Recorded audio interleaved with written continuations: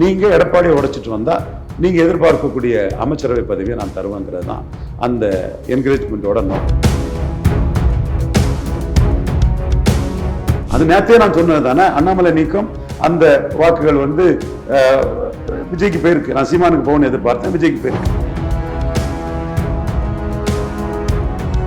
ஒற்றை தலைமையாகி பின்னடைவு ஆன பிறகு குட்டையோ நெட்டையோ சிறுசோ பெருசோ எடப்பாடிக்கு தாண்டி தான் நம்ம 10 வருஷமா சொல்றோம். அதைத்தான் இன்னைக்கும் சொல்ல வேண்டியது இருக்கு நமக்கு. Periyar Maniamai Institute of Science and Technology, Tanjavur. ECE with specialization in AI and ML, IoT, robotics and industrial automation. ஆச்சி மசாலா. எந்த சமையலும் ருசி தேடும் ரகசியம் 20 ரூபாய். குமுதம் ரிப்போர்ட்டர் நேயர்களுக்கு வணக்கம். இன்று நாம் சந்திக்கவிருக்கும் சிறப்பு விருந்தினர் அரசியல் விமர்சகர் திருமிகு ரவீந்திரன் துரைசாமி அவர்கள். வணக்கம் சார். வணக்கம் ரம்யா. நலமா இருக்கீங்களா சார்? நல்லா இருக்கேன் ரம்யா. நல்லா இருக்கமா. ஜோசப் விஜய் அவர்கள் முதல்வரா பதவி ஏற்பாரா இல்லையா அப்படின்ற பரபரப்பு ஒரு பக்கம் போயிட்டு இருந்துச்சு. ஒரு வகையா பதவியும் ஏற்றுட்டாரு. இப்போது அதிமுகல ஒரு சலசலப்பு வந்து ஏற்பட்டு இருக்கு. ஏற்கனவே அதிமுக வந்து 2-3 பிரிவுகளா பிரிஞ்சு இருக்கிற இந்த நிலைமையில CV சண்முகம், வேலுமணி இவங்க ஒரு தரப்பா வந்து போயிருக்காங்க, எடப்பாடி அவர்கள் ஒரு தரப்பா இருக்காரு. என்ன நடக்கு சார் அதிமுகல? எய்தர் எடப்பாடி யார் எலெக்ஷனுங்கிற மாதிரி எடப்பாடிக்கு உள்ள மெஜாரிட்டி நம்பர்ஸ் இல்லைனாலும் கூட எய்தர் விஜய் யார் எலெக்ஷனுங்கிறதுல there is no other alternative. டினா ஃபேக்டரில் அந்த கவர்மெண்ட் வந்து ரன் ஆகும். ஆல்டர்னேட்டிவ் கவர்மெண்ட்டுக்கு முயற்சிகள் நடந்தது. அது பிஜேபி இன்க்ளூசிவ் அலையன்ஸுக்குள்ள, அது பிஜேபி கனெக்டட் அலையன்ஸுக்குள்ள வரமாட்டேங்கிற அந்த புள்ளிக்குள்ள நம்பர் இருந்தும் அது சரியா வரல. திருமாவளவனை எடப்பாடி பழனிசாமி ஏற்றுக்கொள்ளலை. ஸோ விஜயை தவிர மற்ற யாருக்குமே நம்பர்ஸ் இல்லை. ஸோ ஆல்டர்னேட்டிவ் கவர்மெண்ட்ஸுக்கு வாய்ப்பு இல்லைங்கும் போது Tina ஃபேக்டரில் TVK government will run, அதில் எந்த இதுவும் இல்லை. முயற்சிகள் நடந்ததுங்கிறது உண்மை. கவர்னர் வந்து யூட்டர்ன், விஜய் வந்து யூட்டர்ன் அடிச்சு போகக்கூடிய அளவுக்கு இருந்துங்கிறது உண்மை. பட் மாற்று அரசுக்கான வாய்ப்புகள் இல்லாத போது only viable leader to form a government is Joseph Vijay தான். Okay, it's over. இப்போ அதிமுகவுக்குள்ள உள்ள பிரச்சனை என்னன்னா, எடப்பாடி பழனிசாமி தன்னை அசெப்ட் பண்றார், ஒற்றை தலைமை அசெப்ட் பண்றார். அந்த இடத்துக்குள்ள நீங்க உற்று நோக்கினீங்கன்னா விஜயோட அதிரடியால 2029-24 மக்களவை தேர்தல் பொசிஷன்ல இருந்து சீமானுக்கு வந்து 50 விழுக்காடு வாக்கு லாஸ். 2024 மக்களவை பொசிஷன்ல இருந்து திமுக கூட்டணி கட்சிகளால் ஒரு ஓட்டு கூட சரியா வரல. ஒட்டுமொத்த திமுக அணிக்கு 40 விழுக்காடு லாஸ், NDAக்கு 90 விழுக்காடு ஓட்டு லாஸ். ஆனா அதிமுகவுக்கு பெரிய லாஸ் இல்லை. அதுதான் யாருமே ஆய்வு பண்ணாத ஒரு விஷயம்.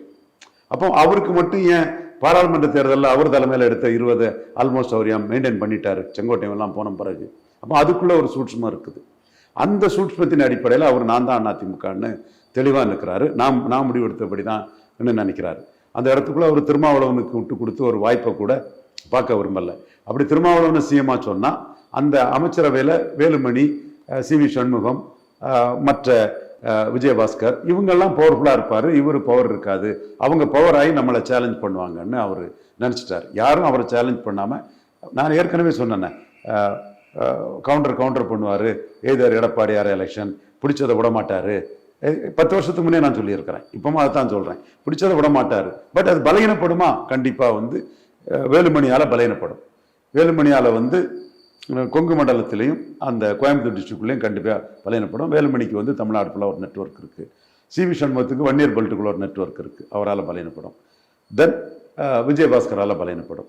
ஆனால் வீரமணி இன்னைக்கு அதிமுக கூட்டத்தில் போய் எடப்பாடிக்கு இதை பண்ணுறாங்கிற மாதிரி சொல்லியிருக்காரு. அவர் சட்டமன்ற உறுப்பினர் தானே வீரமணி. அவர் சொல்லியிருக்கான ஒரு தகவலை நண்பர்கள் சொல்கிறாங்க. அப்போ இந்த இடம் வந்து எங்கே நின்னா நமக்கு கெயின், எப்படி நகர்ந்தா நமக்கு கெயின்னு எல்லாரும் நகர்றாங்க. எடப்பாடி ஃபைட் பண்ணுறார். எடப்பாடி வந்து ஃபைட் பண்ணுறார். நான் அன்னைக்கு சசிகலாட்டை விட்டுட்டு போயிடுவார்னு எல்லாரும் சொல்லும்போது விட மாட்டார், ஃபைட் பண்ணுவாருன்னு சொன்னேன். அதே மாதிரி அவருக்கு எதிராட்டு 2026 நம்ம சொல்லி தான் உங்களை எல்லாருக்குமே தெரியும். அம்பேத்கர் சொல்கிறாரு ஐடென்டிஃபை த எனிமின்னு. எடப்பாடி எனிமி.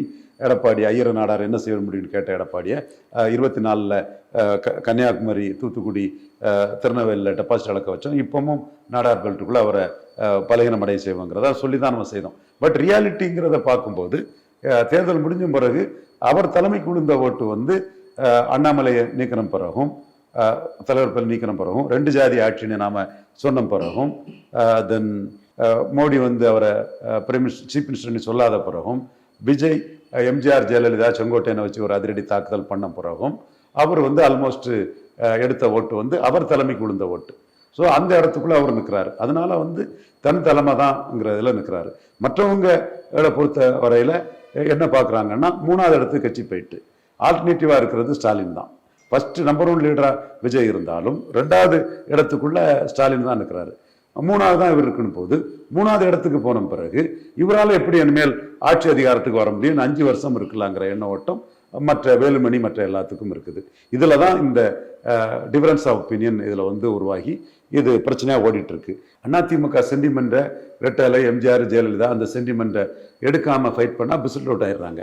ஸோ இவங்களும் அதை புரிஞ்சுக்கிட்டு அதிமுக சென்டிமெண்ட்டில் ஃபைட் பண்ணுறாங்க. இதுதான் இப்போ நடந்துட்டு இருக்குது. இதில் இன்னொரு பிளேயர் சிஎம் வந்து இவங்களோட அந்த ஆன்டி டிஃபெக்ஷனை என்கரேஜ் பண்ணுறாரு. போய் நேரில் பார்த்து அது ஒரு என்கரேஜ்மெண்ட் தான். எடப்பாடியை பார்க்காம இவங்களை மட்டும் பார்க்குறாரு சார். அதுதான் ஆன்டி டிஃபெக்ஷனை என்கரேஜ் பண்ணுறாருன்னு சொல்கிறேன். எடப்பாடியை பார்க்கறதுங்கிறது ஒரு கட்சி தலைவரை பார்க்குறது, ஸ்டாலினை பார்க்குறது மாதிரி. இதை பார்க்கறது எடப்பாடிக்கு எதிராக இவங்களை என்கரேஜ் பண்ணுறது. It is a political strategy. அது என்கரேஜ் பண்ணுறாரு. ஸோ இது சம்பந்தமாக திமுக அட்வொகேட் வில்சன்லாம் ஒரு அறிக்கை கூட இதை கொடுத்துருக்கிறாரு. ஸோ அவர் இதை என்கரேஜ் பண்ணுறது வந்து நீங்கள் எடப்பாடியை உடைச்சிட்டு வந்தால் நீங்கள் எதிர்பார்க்கக்கூடிய அமைச்சரவை பதவியை நான் தருவேங்கிறது தான் அந்த என்கரேஜ்மெண்ட்டோட நோக்கம். அதில் இவங்களுக்கு வந்து என்ன பேசியிருக்காங்க என்ன இதுங்கிறது வந்து நமக்கு தெரியலை. இப்போ எடப்பாடியை விட்டுக்கிட்டு இந்த இடத்துக்குள்ளே இவங்க வந்துட்டாங்கன்னா பிரச்சனைகள் அவங்களுக்கு சபாநாயகர் ரூபத்தில் வர வைக்கிறதுக்கு எடப்பாடி முயற்சி பண்ணுவார். இன்பதுரை இவங்கெல்லாம் அதில் வந்து தளவாய் சுந்தரம் இவங்கெல்லாம் தெளிவாக நிற்கிறாங்க. அப்படி அவங்க முயற்சி பண்ணும்போது ஸ்பீக்கர் வந்து காலம் கடத்த தான் முடியும். ஒரு 90 நாள் கடத்திட்டு போகலாமே தவிர நடவடிக்கை ஸ்பீக்கர் எடுக்க தான் வந்து சுப்ரீம் கோர்ட்டோட தீர்ப்பு இருக்குது. 5 மெம்பர் ஜட்ஜி எடிஷன் கோர்ட் என்ன சொன்னாலும் முடிவு சபாநாயகர் தானே சார் எடுக்கணும். சபாநாயகர் அந்த உரிமை இது பண்ணுவார். அப்படி பண்ணும்போது வரக்கூடிய பிரச்சனையில் அரசுக்கே ஒரு பிரச்சனை வந்துடக்கூடாதுல்ல. ஸோ அந்த இடம் வந்து சபாநாயகர் விஷயத்தில் அரசுக்கு என்ன மாதிரி பிரச்சனைகள் வர அது இப்ஸ் அண்ட் பட்ஸை போட்டு நம்ம ரொம்ப ஒன்று விளக்காண்டாம். அப்படி நியாயமாட்டே சபாநாயகர் நடந்துட்டு போயிடலாமே. சுப்ரீம் கோர்ட் தீர்ப்புப்படி நான் டிஸ்குவாலிஃபை பண்ணி நடந்துட்டு போயிடலாமே. இப்படி தான் நடக்கணும்னு ஒன்று கட்டாயம் கிடையாது இல்லையா. எப்படி நடப்பாருங்கிறது இவங்களுக்கு தெரியாதுல்ல. ஸோ அவர் நியாயமாக நடந்துட்டாருன்னு வைங்க. இது கர்நாடக கட்சி தலைவர் தான் போவார், நான் டிஸ்குவாலிஃபை பண்ணுறேன். டிஸ்குவாலிஃபை பண்ணாலும் கவர்மெண்ட்டுக்கு பிரச்சனை கிடையாது. ஒரு 24 பேர் டிஸ்குவாலிஃபை பண்ணால் நெக்ஸ்ட் என்ன சார் நடக்கும்? இப்போ டிஸ்குவாலிஃபை பண்ணாலும் கவர்மெண்ட்டுக்கு பிரச்சனை கிடையாது. ஓகே, டிஸ்குவாலிஃபை பண்ணால் அப்புறம் அந்த இடத்துக்குள்ளே எலெக்ஷன் தான் வரணும். அந்த 24 இடைத்தேர்தல் வரும், தேர்தல் தான் வரும். ஸோ இப்போ ஸ்பீக்கர் என்ன செய்வாருங்கன்னு தெரியாது. ஒரு அசம்ஷன் முதல்வர் வந்து பார்த்ததுனால ஸ்பீக்கர் கைவிட மாட்டார். அது 24 காப்பாற்றுறதுக்கு பண்ணுவார். அப்போ காப்பாற்று பண்ணக்கூடிய இதில் பப்ளிக் ஒப்பீனியன் வந்து கெடுது அந்த மாதிரி வந்துருந்தா அவருக்கு லாஸ்ட் மீட்டில் என்ன பண்ணுவான்னு தெரியாதுல்ல. இப்போ கவர்னர் கூட கூப்பிடாம தான் இருக்கலாம்னு நினச்சாரு. பப்ளிக் ஒப்பீனியன் கெடுதுன்னு சொல்லும்போது வந்து கவர்னர் வந்து கூப்பிட்டாரா இல்லையா? ஸோ அந்த பப்ளிக் ஒப்பீனியன்ங்கிறது வந்து எந்த ஒரு அரசுக்கும் ஒரு ரொம்ப முக்கியமான ஒன்றாக இருக்கும்போது வந்து கட்சி தலைமை தான் சுப்ரீம். தலைமை மீறி இவங்க ஸ்பிளிட் பண்ணிட்டு வந்திருக்காங்கன்னு சொல்லும்போது ஸ்பீக்கர் என்ன முடிவு எடுக்கிறாருங்கிறது கேள்விக்குறியாகுது. என்னோட பார்வை அரசாங்கத்தின் பக்கம் தான் ஸ்பீக்கர் நிற்பாரு ப்ராக்டிக்கலாக நான் நினைச்சாலும் கூட அது என்னங்கிறத இவங்க முடிவு பண்ண முடியாது.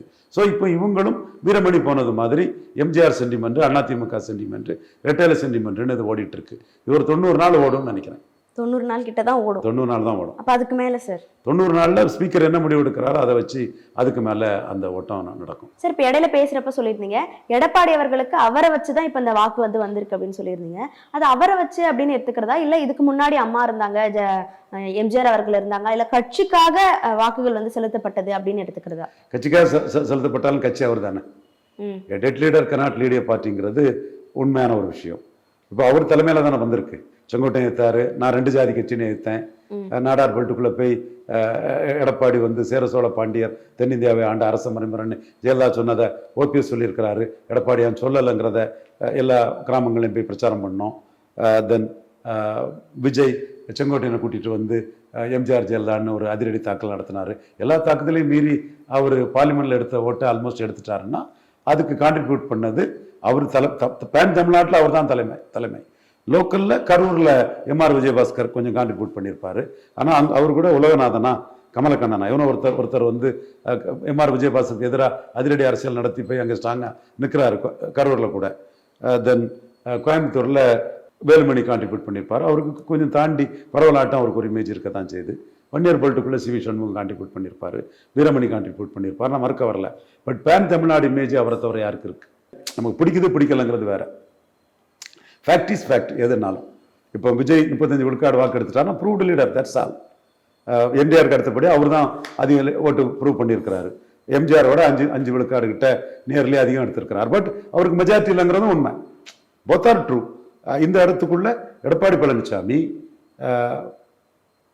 19ல் 30 விழுக்காடு ஓட்டு எடுத்தார். ஆர்கே நகரில் தினகரன் 50 விழுக்காடு எடுக்கும்போது 26 எடுத்தார். 21ல் 40 கிட்ட போயிட்டார். ரெட்டத்தலமாக இருந்தது. ரெட்டத்தலமாக தான் அதை காப்பாற்றிச்சு. ஓபிஎஸ் ஒரு வேலையில் இவர் ஒரு வேலை அவர் தான் காப்பாற்றுச்சுங்கிறது உண்மை. அது வந்து ப்ரூவ்டு ஃபேக்ட். வேலுமணியே ரெட்டத்தலைமையை வச்சு தான் ஒரு வேலையில் எடப்பாடி ஒரு வேலை பன்னீர்செல்வம்னு பொதுத்தலை கட்சி மாதிரி அதை கொண்டு போய் 40 எடுத்தார். நான் ஒற்றை தலைமைங்கும் போது அதோட கேரக்டர் மாறும். அது ஜாதி 2 ஜாதி கட்சி ஆயிரும் நான் சொன்னேன். நம்ம இன்னைக்கு நான் அதை மறக்க வரல. அதுக்காக நேற்று கூட ஒரு வழக்கு எடப்பாடி தூண்டுதலில் சிவி சண்முகம் போட்ட வழக்கை நான் ஃபேஸ் பண்ணிட்டு தான் வந்தேன். அந்த இரட்டை தலைமை 2 ஜாதி கட்சிங்கிற குற்றச்சாட்டை நானே வச்சேன். இவ்வளவு குற்றச்சாட்டுக்கும் பிறகு மக்களவைத் தேர்தலில் பிரைம் மினிஸ்டர் கேண்டிடேட் இல்லாமல் 20 விழுக்காடு ஓட்டு எடுத்தார். இப்பவும் அதே அளவு ஓட்டு எடுத்திருக்காருன்னு சொன்னால் அது விஜய்க்கு அதிரடிக்கு பிறகு எடுத்திருக்காருன்னா அவர் ஓட்டுல அவர் தலைமையில் உள்ள ஓட்டுல பாதிப்பு இல்லைங்கிறது ஃபேக்ட் தானே. ஆனா இப்போ இதை வந்து நம்ம ஏற்றுக்கிட்டு தான் அடுத்த கட்டத்துக்கு நம்ம நகர முடியும். அது அண்ணாமலை நாளைக்கு பலகீனப்படுத்துவாரா, அது இதெல்லாம் வேற விஷயம். இப்போ பலகீனப்படல, அவரு தாக்கு பிடிச்சிட்டாருங்கிறது உண்மைங்கிறத நம்ம ஏத்துக்கிட்டு தான் அடுத்த கட்டத்துக்கு நகர. ஒரு பலவீனப்படாம இருக்காரு அப்படின்றது ஒரு பக்கம். பார்லிமெண்ட் பொசிஷனுக்குள்ள அவர் மெயின்டைன் பண்ணிட்டார். பார்லிமெண்ட்ல ஒரு சீட்டும் வரல. இப்போ வந்து 47 சீட் வந்திருக்காருன்னா ஒரு கூட்டணி வந்தது. அன்புமணி ராமதாஸ் வந்தது தான் பெரிய பூஸ்ட் ஆச்சு. அன்புமணி ராமதாஸ் தான் மிகப்பெரிய பூஸ்டர் கொடுத்தது. பிஜேபி ஒரு சின்ன பூஸ்டர் கொடுத்தது. அவருடைய லோக்கல் லீடர்ஸ் எல்லாம் ஜெயித்துட்டாங்க. அப்போ அவர் பார்லிமெண்ட்ல இருந்து டெவலப் ஆயிருக்காரு இல்லையா? இப்போ நீங்க எடுத்து பாருங்க. பிஜேபி விட பாமக தான் வந்து அதிக அளவு கொடுத்திருக்காங்க. கண்டிப்பா பாமக தான் பிஜேபி விட அதிக அளவு கொடுத்திருக்கு.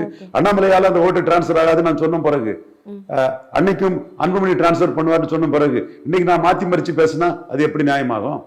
அது நேரத்தையே நான் சொன்னது தானே. அண்ணாமலை நீக்கம் அந்த வாக்குகள் வந்து விஜய்க்கு போயிருக்கு. நான் சீமானுக்கு போகணும்னு எதிர்பார்த்தேன், விஜய்க்கு போயிருக்கு. ஓகே, அது எடப்பாடிக்கு வராது நம்ம சொல்லத்தானே செய்தோம். ஒண்ணு. ரெண்டாவது வந்து அன்புமணி பெரிய அளவில் கான்ட்ரிபியூட் பண்ணுவாருங்கிறது நம்ம பிரேமலதா மதிக்காம அன்புமணி தான் அவர் எடப்பாடி மதிக்காருங்கிறது நாம சொன்ன விஷயம் தானே. ஸோ அந்த இடத்துக்குள்ள பார்லிமெண்ட்ல ஒன்றும் ஜெயிக்காதவர் 47 சட்டமன்ற இடம் ஜெயித்து காட்டியிருக்கிறார்ல, அதே ஓட்டையும் அவர் எடுத்திருக்காருல்ல. இப்ப அந்த 47ல 25 பேர் இவருக்கு முரணா இருக்காங்களே. சரி, இவர் பதவி நீக்கம் செஞ்சாலும் அது செல்லாது, நாங்க தான் இவர் வந்து பொதுச் செயலாளரா ஆக்கணும், ஆனா செல்லாது அப்படின்ற மாதிரி இவங்களே சொல்லிட்டு இருக்காங்களே. நீங்க இதுக்கு என்ன சொல்றீங்க? ஒரு சாதாரண ஒரு ஜனம் இதுக்கு என்ன சொல்லுவாங்க நீங்க சொல்லுங்க. அப்போ நீங்க வந்து இன்னொரு பொதுச் செயலாளரை தேர்ந்தெடுக்கணுமா வேண்டாமா? நீங்க இன்னொரு பொதுச் செயலாளர் உங்களால் தேர்ந்தெடுக்க முடியல. அப்போ உங்க இந்த 25 ஒருத்தர் வந்து எங்களுக்கு பொதுச் செயலாளர் எடப்பாடி பழனிசாமி தானே பேசுறீங்க. அப்போ அந்த இடத்துக்குள்ள நீங்க வீக் விக்கெட்ல தானே இருக்கிறீங்க, ஒரு பலகீனமான நிலைமையில தானே நீங்க இருக்கிறீங்க.